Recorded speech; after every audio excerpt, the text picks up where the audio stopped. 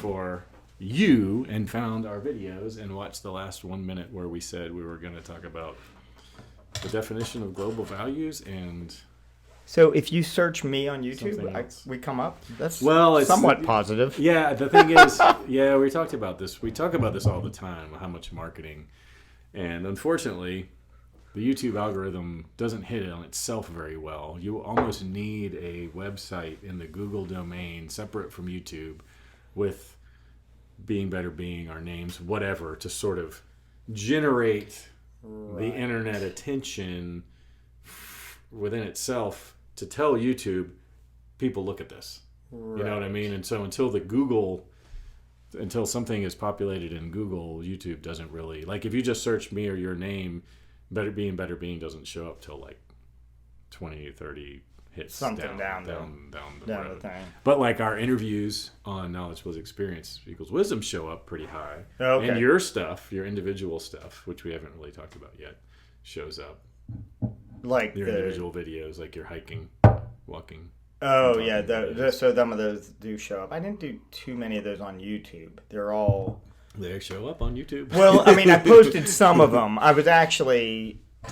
It's just being lazy, I guess. I just didn't do it. They're on Instagram, and I was trying to transfer. But see, that's my interesting problem. What? Is I don't when I start doing. So one time, somebody told me on Facebook, "You take yourself too seriously." I'm sorry, I shouldn't have said it like that because I was making fun of him. Well, because you disagree with that. But and it was like, well, yeah, because I'm trying to be a good person, for real. Like I'm trying to live my life out of integrity and really understand what my actions are and what other people's actions are and blah, blah, blah. Anyways. And so when I start doing something like uploading videos to YouTube, it doesn't feel like integrity. Like, am I really doing anything important even? Yeah, but check this out. I mean, how much of that has to... This is an interesting subtopic that's worth talking about. Mm-hmm.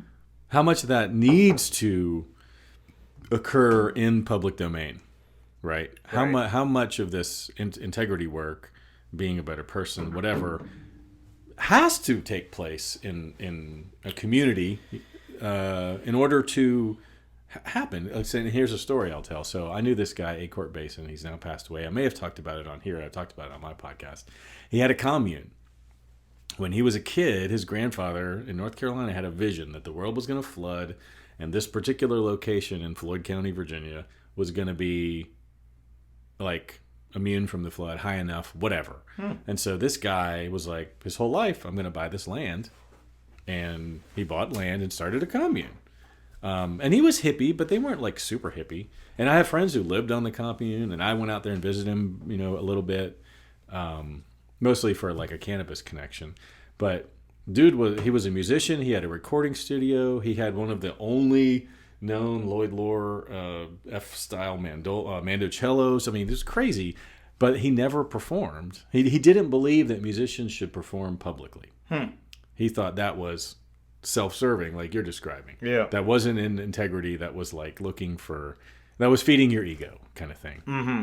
And so he only performed with the musicians he was playing with, and that was the extent of it. But he would record anyway.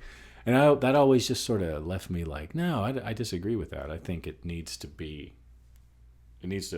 occur you need the listeners to complete the circuit. Excuse me. So anyway, does this kind of work? Can you just do it as a lone wolf in isolation? No, and I mean, of course, even in my book, I even talk about the importance of sharing. So yeah, I guess it's also because I see that clearly that it is important to share. Yeah, and obviously, right. I've done a book. Yeah, right. And I'm sharing that. Trying to do it. Sometimes it's like I kind of wonder, like once, I guess for me, it's really like once the ship has sailed, like those Instagram videos are probably from 19. Wow. Maybe. And which the Instagram videos were important in the structure of the book. In the writing of the book, yeah. Right. Yeah, right. I mean, that was developing the idea. And... like, okay, I talk about this, and this leads to this, and this leads to this. And, of course, that's not exactly necessarily the way the book flowed, but it's like your first draft. Yeah. Kind of. It's like, and I fully embrace, using non-writing tools to go through these iterations of developing ideas. I mean, that's what KEW is. That whole podcast is just like, let's throw out the first draft of all these topics and then we'll refine them later. But it also gets at the bigger question that we talk about all the time, and that is sort of self-promotion and advertising. And it's really interesting for me because both of my daughters that are in college are probably aligned with some sort of marketing profession. Okay. Like marketing combined with triple majoring in marketing, psychology, and digital media to make them sort of be able to go work for anybody, then say, what's your brand? What's your idea? Let me develop an idea about how to match you with your customers. Like, and so we butt heads a lot because I have like a personal objection to marketing in general because it can be so psychologically manipulative. Yeah. And so I think what we're trying to avoid, maybe subconsciously, I'm not going to speak for you, but this is me for sure, is that I don't want to come across as being selfishly promoting the sales of some snake oil or whatever. Like, I don't want to be held accountable for being a fraud or whatever it is that I think that these advertise. It's, like Bud Light. Freaking talking frogs and swimsuit models. What does that have to do with beer? That has to do with convincing a customer that tricking them into buying your product because you've manipulated their psychology to identify I saw a Bud Light commercial and I laughed at it, therefore I like their beer. Yeah. I don't want to be Let me ask you associated with that. Do you think, and this is a little bit getting off, but maybe That's okay. maybe it's all right. What this is a very structured podcast. This isn't in the script. Yeah. I do have notes, though. You got more than me, right? I do have notes. I feel like advertising jingles work on me in terms of like they stick in my head. Oh yeah, right. But I also feel like I can't really say there's too many things that I purchase right with those. You know what I mean? So it's almost fascinating to me. Like, I mean, I don't know. I know I've drank Miller Lite in my life. I don't know if I've ever drank a Bud Light. Now, I'm not saying I haven't had something worse also. Well, yeah, but I hear what you're saying. But at most, it was like at somebody's house. Yeah, because it was there. Yeah, and you didn't in have like one, choice. And probably when I was in my 20s, So their advertising didn't work on you. Yeah, so and even so Miller Lite especially stuff that's like really high.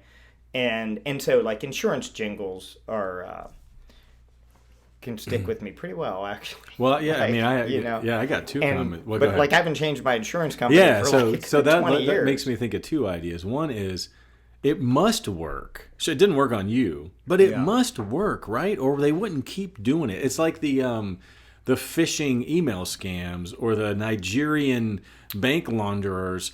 They wouldn't keep doing it if it didn't work. And I've seen studies that sort of say, an automated phone call system to get your name and address or whatever, or Visa account number is cheap to set up. Okay. You set up a robot, it auto dials 1 billion people. 2 of them give you their credit card information. You get the credit card information. You just made $5,000. You made more than it cost. So some of those things is sort of why. But it boggles my mind that anyone ever falls for who would look at a talking frog commercial and decide that the beer was good? Yeah, those dots don't connect under any. And then secondarily, I just may add that jingle thing. When I was in 7th grade, in like my civics class, the guy, the class that day was the teacher had a list of like 100 like slogans from advertising, like Little Blue Jug. And you had to name the product. And I mean, I got twice as many as the next best kid in the class. I was just like every one of them. I'm like, how do I know? How do you know this? So I didn't buy Dynamo. I wasn't even a consumer at that point. I was 13 years old. Right. But all of it was ingrained in my head. But the difference there is that didn't psychologically manipulate me. I remembered the jingles because they were catchy, but I didn't make these fake connections to because the song brings me good pheromones, I must use their product. Yeah, I like, don't. why do people go with that extra step? Well, yeah, it's really now one of my favorite pastimes. Not really, but if I'm in a grocery store, is I like to look in other people's grocery carts. Oh yeah. I mean, casually. Well, it's obviously. voyeuristic. I mean, yeah, it's and basically and kind of see. And I just always laugh. My favorite still was the guy he had like the 4. I was like, well, that's the new 4 food groups. It was like Busch Light, Bud Light, Old Milwaukee, and some, you know what I mean? I was like, yeah, that really Phew. freaks me out. Yeah. I was like, man, he went all in there. Why would you not just buy all the same? It's Yeah, the same beer. Yeah, I guess. Yeah, I don't know. Maybe It's the brand that's different. So what I wonder is how many people. Well, I guess it's the same thing as we talk about, like when somebody has their kid baptized, but they stopped going to church. Right, they're years just ago, indoctrinated. and they're right? just indoctrinated and doing it, and then that's why they buy whatever. And even I guess you could probably argue that people that buy a name brand over a off-brand generic thing, which is highly likely made in the same place at least in very one few of- cases is the brand name better, in my opinion. Sometimes it is. Yeah. Some things are better. Yeah. But that's so that gets back to why we don't like marketing. Right. Because you've obviously been indoctrinated intentionally by advertising. So in my mind, it's funny that I got another story when I was online dating for like 3 months after my divorce, which I quickly decided was just a nightmare, and I stopped. But I was lonely and it was hard and whatever, Sure. it was there. And this woman was her job was she came like the Tupperware lady. She came to your house and did like a dinner, and it was extravagant. And then at the end of the night, you were like coerced into purchasing the things that she used to make the dinner so that you could make the dinner at home. And in our like online messaging or whatever, I'm like, isn't that like solicitation? And she went off on, and I was like, whoa. I mean, I'm just saying, aren't you like setting these people up and manipulating them in order to make a purchase because now they feel guilty, Right. And I just knew at that moment that there was something about this that bothered me. And when I opened the brewery, I mean, many would argue that, again, I talk about this all the time, I was a terrible business person because I wasn't willing to do anything except to go, you need to decide if you want my beer, and then you need to assess the quality of it for yourself and decide if you want to be a repeat customer. I don't want anything to do with that. Yeah. Because that's dirty.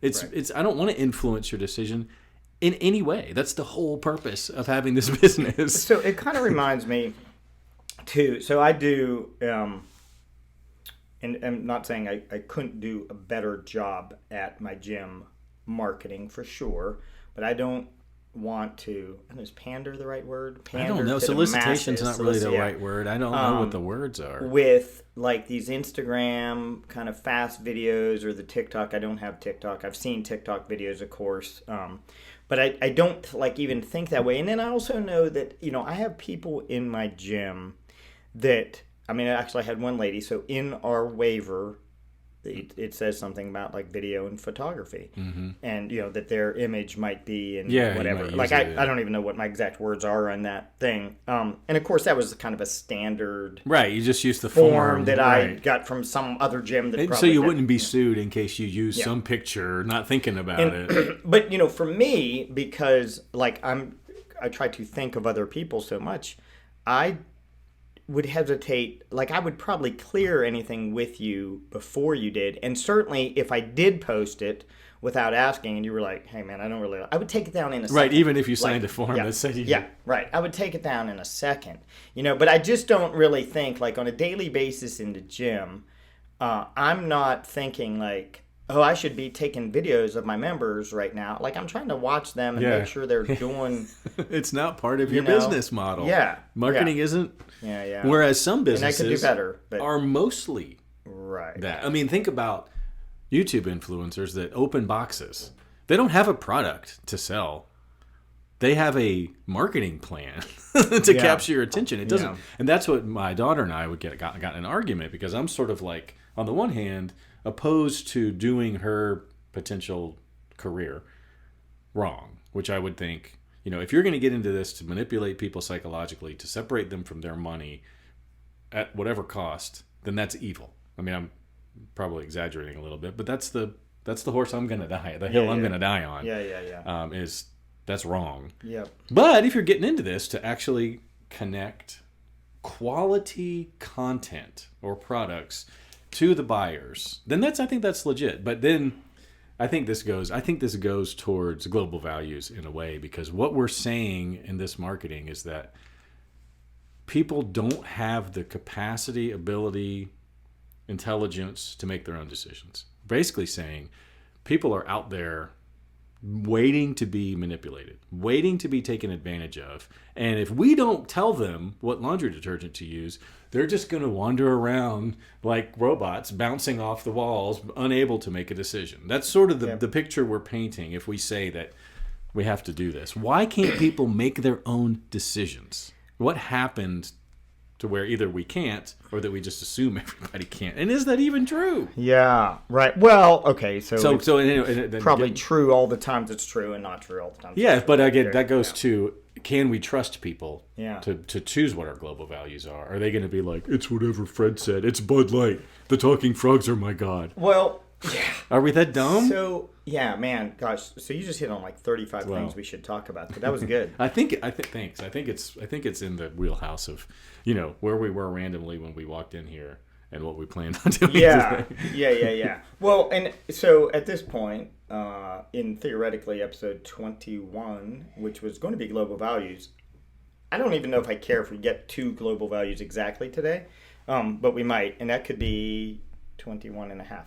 Or 22. Yeah, I mean, what are we talking about? Let me just ask this. So here's something I think. So one of the things you kind of just said was something like, if you were trying to connect quality, like a good product, honestly, with a person, right? That's who needed it. Yeah, like doesn't know it. There's really value in it versus the selling your soul to the devil, so to speak.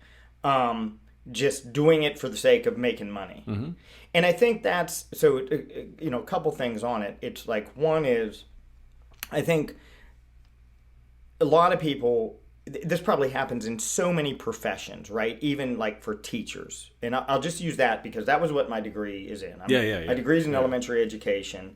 And now I almost immediately, I picked a degree because it was definitely, I knew I liked working with people. I actually do a pretty good job working with kids. I don't really choose to do that too much now. I do have like one kids class a week right now that is not taught by me, but I fill in. But when I am with the kids, I'm like, oh yeah, I like this. This works, like I do like working with kids. And in not even to get in, we've touched a little bit on education, all the problems of education. Not even to get into that. But I think like, and so two things. One is right away I was questioning the education system in the mid 90s when I was graduating college, where I was like, I don't want to do it this way. Like, you know Shouldn't what I mean? we all I don't have want to been? play that game, right? Like I kind of knew it already. And but then what I wonder is, again, I think back to some of it'd be really interesting if, I can't remember some of their names. Some of them I am friends with still even on Facebook, but that were elementary or some sort of into teaching. Mm-hmm. Maybe they were secondary or whatever. I'd like to see, because I thought of them as just so gung-ho and like they're going to change the world and make a difference. And I think most people come out with that out of school in whichever Yeah, they're idealists way. when we're young. Yeah, and they're ready to do it and then immediately get beat down by the system. You know what I mean? So I had the same exact experience in a pseudo-teaching. But yeah, young people are more idealistic and naive, and you get that beaten out of you by the system as you age. Right. And and of course that's something I think that's like, how do we, I mean, that's really what we're up against. And I think, and we've talked about this before, like the idea of evil, it's the idea. I think there's less evil people.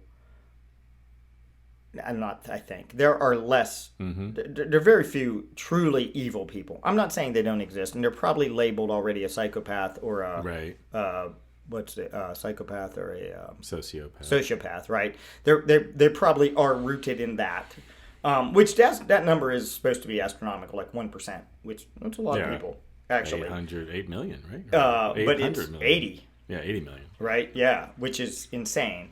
But also none. Yeah, yeah. Like, you know what I mean? Like nobody, Yeah, right. like nobody's that way. You know, and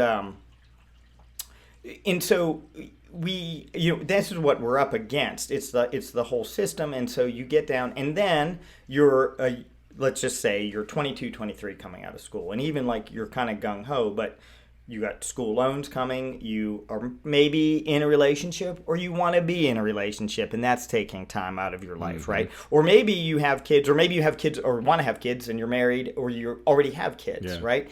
And all of those things start to take precedence, and it's just like, well, I need to pay my house bill, my mortgage or rent, and I need to put food on the table, and it's like, well, man, this job sucks. Yeah, but I got to do it. But it's meeting the things, it's meeting my, once again, Maslow's. I got to get this stupid Maslow thing. I got to get the Maslow thing. I'm right. Do not let me come back in this building without a Maslow. I'm obviously poster. not going to be of much help. Right. Completing that task. You're like, get out. Well, no, just I can't remember to do stuff. Yeah. Well, the funny thing is, I think I have a note at home, but the where I get those posters, they're just so busy, and then the one, the head human, the head girl, as far as I can tell, not like the owner, but the manager, she is pregnant, and I think they are trying to get everything done. Well, just like you just said, Yeah. I mean, these things happen in your life, and you move priorities down the list, and a lot of those priorities that are naive and idealist. Yeah. You just run out of steam. Yeah, and we've talked about that. That's why later in life people do come around, to speak, to religion or philosophy or whatever. They start looking at it. In fact, so it's interesting. In fact, I need to reach out to this gentleman about my book because he was interested in it. It's a local doctor, and he was kind of saying, and he's got to be, I'm going to say, in his early 50s, probably like us. I don't think. I'd be shocked if he's in his 60s. Looks super good if he does. And he is, was kind of saying, like, man, this is just like a new passion. It's a new world, way of looking at the world for him. Yeah. And it's like... That's exciting. Yeah, well, of course it is. It's like because you were a doctor, so you went through all the school. Indoctrinated. Yeah, right, yeah. And then, you had a family, so I'm sure he was just towing the line, for like a long time, like where he just had to do those things. And that's why you come to it later, I think, for a lot of people. Yeah, I don't get it because to me, and maybe this is me like, maybe this is why racist people are racist, because you go, of course white people are superior. Why would you think any different? Which is kind of how I feel about this whole, why wouldn't you not think there's that moment between, hey, you should shoot up this heroin, and I go, well, okay, hold on. And that's all the difference. Whereas somebody else would be like, yeah, man. Yeah, let's do it. And that's the difference. Like, why do some, and why weren't they not in their second year of med school and go, do I really want to go down this road? Like, do I really deserve to make $500,000 a year? Like, what's my motivation here? Like, that's just normal for me. Right. And I'm not saying that's better. In many ways, it's a worse because it drives me nuts. It would be much easier just to be like, our beer cures cancer. Come drink it.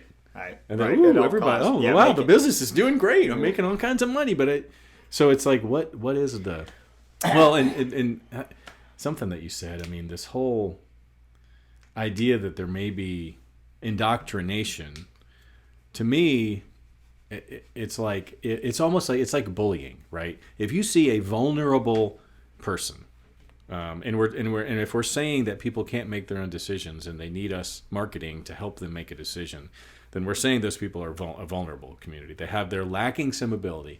It is not my, or should it be your intent to go, how can I take advantage of that? Which is what a bully would do. Yeah. Here's a vulnerable kid. They're smaller than me. I'm going to go make myself feel better and impress these other guys by beating this kid up. I mean, in my mind, that's kind of how this, what I call like guerrilla marketing, manipulative advertising, psychologically manipulative, whatever, is preying on the weak. And I was going to go to global values. To me, in a global value system, one of the tenets would be We don't do that. And if you see somebody taking advantage of someone, it's like I told Eva, it's like roofing somebody's drink. You're giving them something that's going to artificially influence their natural capacity to make a decision about whatever. That's like a rape, right? In a way. You're getting inside of them and rearranging things so that they're going to do something that you caused them to do. Yeah. Yeah. And in any society, global value system that I want to be involved in, preying on the weak is not in there. Right. It would be more like, let's elevate the weak. Right. Which makes me a socialist. Right. Right. Well, so, and of course, although most people that would argue against this probably aren't listening to us to begin with, but yeah, I mean, this is kind of what I say, like the idea of a heaven as a, whether there's a physical place literally to go to, that's neither here nor there. The idea of it kind of has to be socialist. Right? Oh yeah, right. Because yeah. Why are we having? So if there's an advantage over, and so this is where I touch on in my book, is if so compassion does not exist in heaven, because why do we need it? Right. It doesn't need to exist. Right. Yeah. There's no suffering. Right. There's no object to be compassionate about or whatever. Right. That right. Define it. Yeah. So okay. So let's go. All right. So. Episode 21, we talking about global values, and I think more or less we're there. And so... We can talk around it. I think there's 3 interesting things that or 3 interesting ways to kind of think about this. Well, there's 50, but I'm going to present 3. Or infinite. I'm going to present 3, and then we can start with this and maybe get into a whole, honestly, second show about this, at least, or 12. Okay, so one is... traditional global value system is very similar to the idea of the Ten Commandments. Yeah, I always use that. The best thing I can think of is the that Ten exists is, Commandments. I guess that's what they were trying to do. And not to beat the dead horse if you've been watching this show, but maybe this is like the first one you've watched. The Ten Commandments, of course, are going to be very equated with Christianity and, I guess, Judaism. Islam, right? Yeah, I don't know. And then you could, if you do not associate yourself with that, you could be like, well, I'm not listening to the Ten Commandments. I don't want the Ten Commandments listed in a federal courthouse. Fair enough. And I think that's fair in the... I would agree with that. Yes, I would agree with that, right. It should not be listed in the federal courthouse. But so what, again, it's just the Ten Commandments are a term that could say global values. Yeah, it's an example of what we're talking about. It's example and of I think global that's values. what probably the intent was, right? For Yes. somebody to go, look, we got to come up with some rules. Mm-hmm. Mm-hmm. And then in Christianity a lot that they kind of refer to as the 2 greatest commandments. And the 2 greatest commandments are, thou shalt love the Lord thy God with all thy heart, with all thy soul, and with all thy mind. This is the first and great commandment. And the second is like unto it, thou shalt love thy neighbor as thyself. On these 2 commandments hang all the law and the prophets. Okay, so again, the first thing that I would remind everybody to do is don't make God into some dude. Yeah. Right? It's the whole. Yeah, it's ignore that language. Yes. Because it's offensive. Ignore the language. Right. Yeah. Yeah. To try to get if it is, meat if it is offensive to you, like if you disconnect from it, if that shuts you down, ignore it and go, what are they actually saying? Well, that's the whole. So you need to love your life and every aspect in it, right? With all your heart and all your soul and all your mind. Like, so your spirit and your mind, like in the different ways. So it's like your inside, your mental capacity, and, like physically, like you're not harming other people, is inherent in that statement. So I would argue it doesn't even need to be one of the commandments. It's inherent in that one. Right. Like, the first one doesn't need to be there. Yeah. The second one includes the first one. And the first one is just a way of saying we worship one God, not like those dirty other people that don't do that. Right. And and so of course the love your neighbors, that's the golden rule. And that is ubiquitous in traditions. And I think it's and easy cultures in this and discussion, religions. to sort of say, well, there's the golden rule. Then the question is, what else is there? Yep. And one thing I'd like to modify, if I was writing the Bible, I'd like to modify those with strive to, try to, give it your best effort to love your neighbor as yourself, blah, blah, blah, blah, blah. Because when you say it in an absolute, it sounds like they're saying you have to do this. And any deviation from this means and you're going to fail. You don't belong here. You're going to fail. And so, like something you talked about earlier, the difference between like, is this who I am or is this just something that I did? The difference between shame and guilt. There's something in this whole thing with the values is there's room that you might foul up. Right. And that doesn't make you a bad person. That doesn't kick you out of the club. Right. There's got to be some. So maybe that's a global value. So it's like forgiveness or whatever that is. Yeah. Whatever we're talking about. Right. Well, and so, okay. So if you take like the golden rule and then perfectly into forgiveness, those are two things that are imperative for your operation in dealing with other people. Well, yeah, in order to make the first one work, right, you're going to have to forgive right. when people fail, or everybody just has to be perfect. Right. Forgive or kill. And you have to forgive yourself, and you have to forgive others, and that's all there is. And so, in forgiveness and the idea all there is. What's that? That might be all there is. Well, that is all there is, I think, actually. Now that, and that's it, episode 21. No. This is huge because it sort of completes the circle, right? Yep. You know, the second one allows for deviations from the first, but feeds back into it. You're not saying let it be. Yep. Oh, this guy killed somebody. Well, we'll just no big deal. No, you're saying no. You forgive that, which is a different thing than just saying I'm going to allow it. Right. Well, so I think that's interesting, right? Because so how do we? Because that's where that sharing piece comes in, that we talked about earlier. Like, you know, what I mean, it's like if you have, if you're a musician, like you share with other people. That's the way you share your passions and or knowledge, wisdom, or whatever. You have to share it. If you just keep it to yourself, that's not it. At least give the option to people to have a piece of it or whatever. Right. And that's so when we decide to be in a society, and there's a quick side note, I think one of the problems, or not the problems, I don't want to say, the super challenges is we're so global now in communication. It's so easy to know what everybody's doing. It can become completely overwhelming. Whereas within your small community, tribe, clan kind of thing, if it was really a smaller number, it's a manageable of number 100, of people, 150, it'd be a lot more manageable. And, you know, we probably, one is you'd be more thankful for the people that are directly, like, you'd be like, well, that's the farmer and that's the butcher. Yeah, and I like to the baker eat. And the candlestick maker. Yeah, right. And and you would have the things you actually need, and we would actually be in that smaller community. I mean, this is a vote for smaller communities within the big, but you'd be more appreciative of it, like, because you're like, well, I need food, and this is my talent. Yeah, this is my, like, I like making clothes or whatever. Yeah, or I like playing music. Yeah, or I like making, right, and you need that. And, of course, then that's what we can't disregard, the music, the art, the, you know, whatever. Well, even cooking food is a craft. Hard to argue any of those things should be omitted. Right, yeah. But what should be, I mean, that's the other, well, that's way down the list. I mean, two things that I think of there are,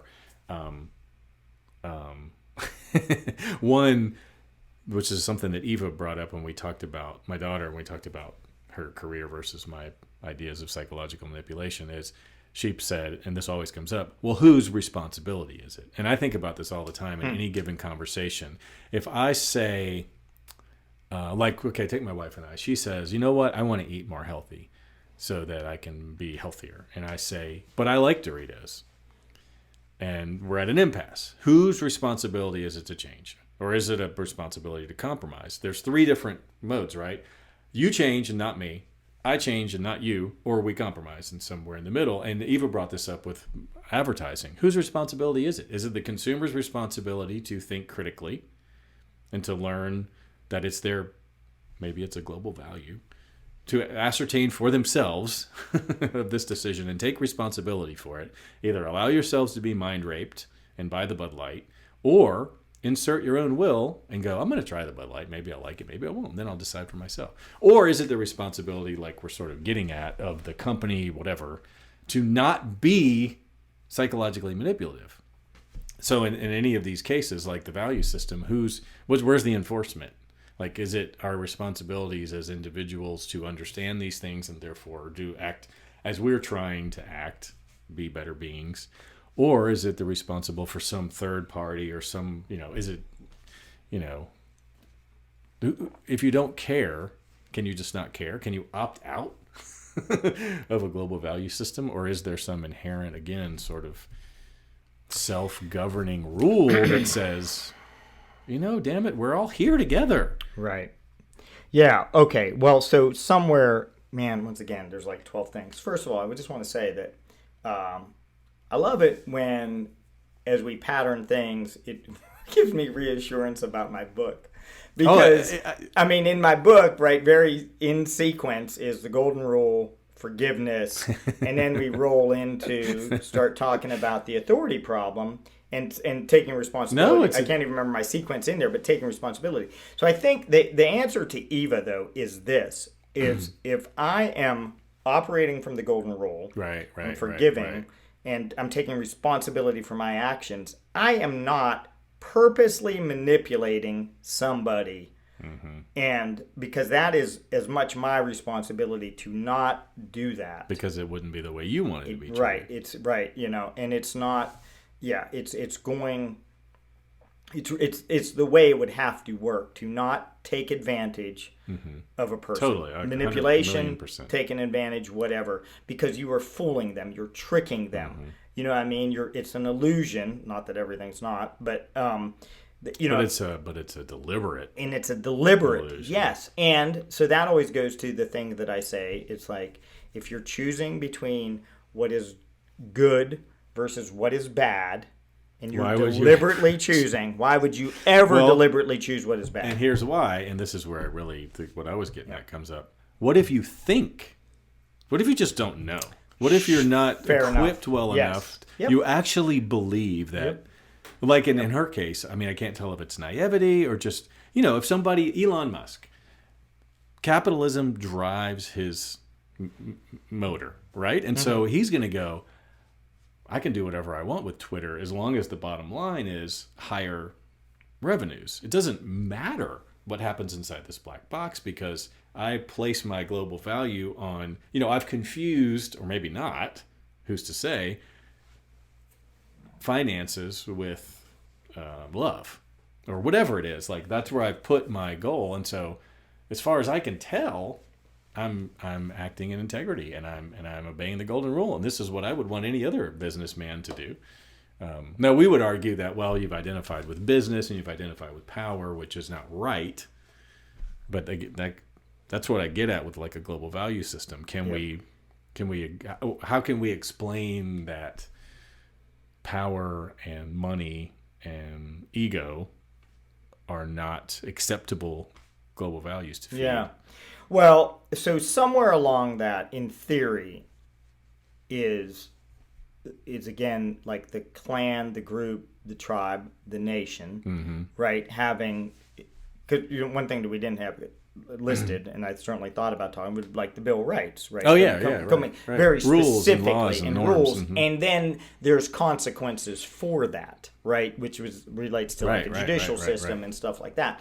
And so as you are functioning in a society, it's like you have free will to do anything you want. You do. You want to kill somebody? You can do it. But there's going to be consequences. But because we operate in a society, and we learned millennium ago that working together is better than individual. And it's like I say all the time, because like true anarchy, where if we just literally do exactly what we want, take what we want, kill who we want, well, that doesn't work. Right. And then that's why you said earlier, we're all kind of socialists. Yes, right. You kind of have to be. So, and there's, and I think I might have said this one time, but there's like a parable or a story. I mean, it's probably to a degree very true, actually. But like a tribe, everything's working right, everybody's playing their part, and it doesn't mean that there wasn't everybody having. Yeah. It wasn't like everybody wasn't doing everything. It wasn't like, utopia. It was yeah, probably. right. There were humans. Well, yeah, I mean, but there was humans. But I mean, there was probably traditional kind of roles that we think where maybe the woman was doing the cooking and the men were hunting. Maybe that is the way it was. But it was working. Everybody had their role, and you did it. And that's because that's a gift of what you are. Again, it's the butcher, baker, candlestick maker. Like you need all those, right? And unless we're vegetarian, then you don't need to butcher. But yeah, which might have to feed some animals. Maybe should be. But yeah. So, but then one of the more powerful males, physically powerful males, starts taking advantage. He starts eating more than his share, stealing from other people, maybe taking advantage of the women, whatever the case may be. I think about this scenario a lot, yeah. Right. Whatever the case may be. Well, the tribe, acting as a tribe, as the one unit, right, they knew that they had to take care of this person. Right. Now, at that time, there wasn't going to throw him in a jail. So they killed him. Yeah. And so a group of, theoretically, in the story, typically men, get together in force, and the group of men take care of the guy. But everybody in the tribe came up and symbolically stabbed him. To take, I participated in this too. I chose this too. We're all responsible. Yeah, we're all responsible for this. And that brought the thing back to harmony. Now, that is a gigantic decision of, does that go against the golden rule? Of treating others as you want to be treated and killing a person, because that's all in there. I mean, that's all inherent in that. But this person was breaking the collective community agreement of how we move forward, whatever those agreements were. And part of that agreement is, if I act out of line, I accept the fact that you are going to kill me, and I'm using that as a motivation to not do that. And so there is no conflict. Right. Part of it's like inherent. And this is great because I'm reading this book right now. You know how I talk about like what happened? So like humans have existed, Homo sapiens have existed for like 200,000 years, let's say 300,000. We don't know. Approximately based on like a handful of fossils that we've carbon dated the rocks next to. All right. We have this very cursory idea of hominid evolution on Earth. Now, the other Homo species that have now gone extinct, and they say like 45,000 years ago is when that happened. There were no more other hominid species. It was just Homo sapiens. So we've been around 45,000 years on this planet by ourselves. Before that, we interacted with Homo erectus and Homo neanderthalensis and whatever. And the story that we're getting at is, what was that like? And this book that I'm reading now comes along and says, the things that we've said, men were aggressive, we were inherently evil, we fought all the time, are made up. Just like all the other stories and histories. They're made up based on hardly any evidence, but the interpretation of the times, the 1800s, 1900s, the period of time when people found, look at this jawbone, whatever was going on in Europe or wherever it was at that time was imposed. It influenced the story that they told about that, right? And all those stories where people are terrible, we kill each other, we poop everywhere, whatever. And so the main point of this book is, we don't know. How many different ways can we tell this story? And they're getting at what you said, like the way we sort of handled groups and societies where if somebody got out of line, we shamed them, we ridiculed them. Maybe that's an idea. Maybe we didn't fight. Anyway, there's a lot of room in there for telling the stories that we're telling right now, and it's important to sort of rewrite. It's like the Lord of the Flies. Everybody read the Lord of the Flies and went, oh, people kill each other if they wreck on a desert island, where the only real evidence that we have suggests exactly the opposite is true, but we perpetuate these stories. And so, I think the work that we're doing is essential, if for no other reason, just to say, why did you think the way you thought? This kind of goes along this whole thing, critical thinking, and what other stories can we tell that are better? And then the next part about that, is the point this book makes that I think is a good one, is that the evidence that we do have about American indigenous, like Indians, when the Europeans were coming over here and interacting, there's some stories written about those. And if you look at the stories, what they suggest is the tribes, the traditional Native American cultures, and these are based on tribes in the sort of Great Lakes region, had these caste systems. They had positions of power. They had the butcher, the baker, the candlestick maker. But there was no power associated with that. So you had roles. You may have a leader, Yes. a king, Yep. that said, you guys got to do like this, but everybody else was that king's equal, and their adherence to whatever rules they said was completely voluntary. And that was the difference. They didn't feel like, well, if I don't do this, then consequences are going to happen. They walked around going, yeah, that guy said don't fart in public, and I don't care, I'm going to fart in public. And that was that. Right. You know what I mean? So that's what I thought that was a powerful sort of suggestion, is that, yes, caste systems existed. There was inequality on the surface, but it was only functional. Yep. You're the butcher because you're good at it, and you don't mind doing it. And if you keep doing it, everything works out. Nobody's forcing you to do it. So part of it was on you to go, okay, this is cool. Or, you know what? I can't do it. Right. And so everybody had equivalent responsibility on either sides of this equation of, who's responsible in this conversation. We both are. Right. Anyway. And it's so interesting because, of course, it's very, the Hindu caste system is the same, where it works until it becomes exploited. Yeah, and then it doesn't work. Right. And that's what we do. And that's the same thing. Like fire is a great tool. Until it's in nuclear your bomb house.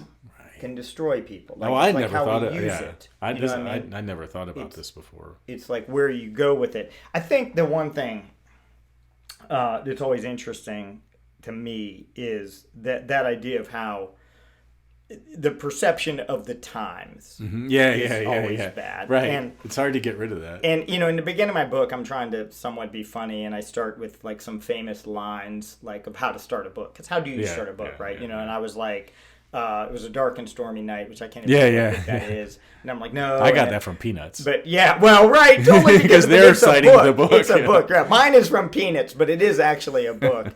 And, but the line from... A Tale of Two Cities by Charles Dickens. It was the best of times. Yeah, right. It was the worst of times. It was the age of wisdom. It was the age of foolishness. It was the epoch of belief. It was the epoch of incredulity. I can't even say that word. It was the season of light. It was the season of darkness. It was the spring of hope. It was the winter of despair.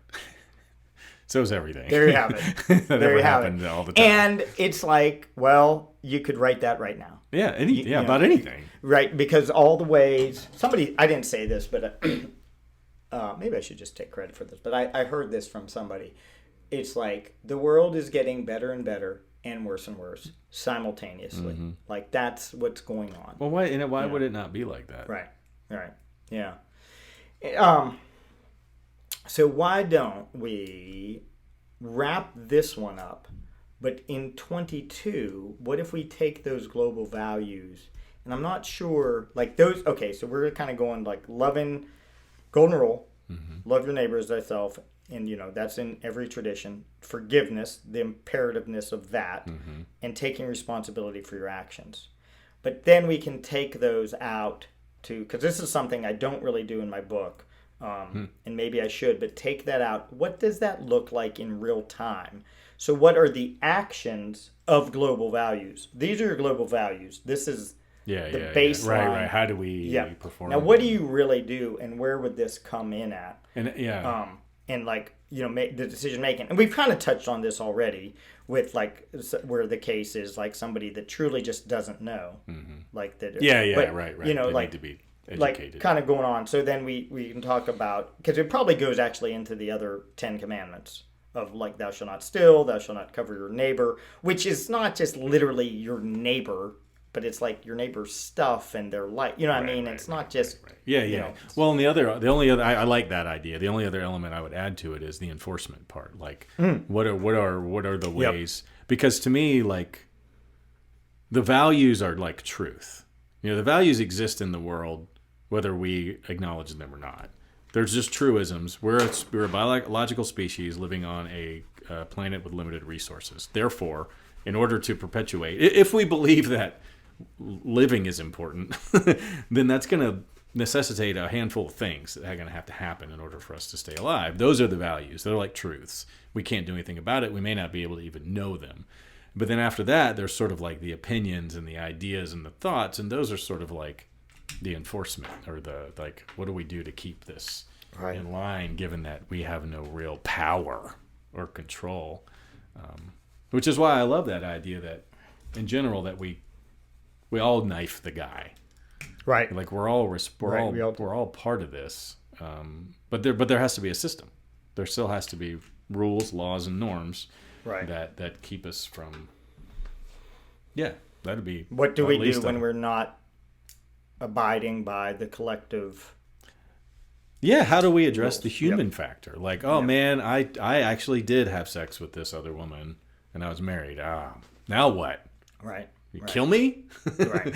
You shame me? What? How do we? We got to have a way, because we know that people are going to be, and I keep coming back to that. Like the one thing that, and I'm don't know anything about Christianity except I never was indoctrinated directly, but I pick things up. Sure. The one thing I like is this whole idea of the forbidden fruit. Because to me, what that whole Adam and Eve story, what I got out of it is it says that we're human. Mm-hmm. It says basically like we were doomed to be idiots at some level, and there's no perfection. There's no, like you said, because even if that existed, we'd all just be in heaven, and there'd be no point in living. Right. And so.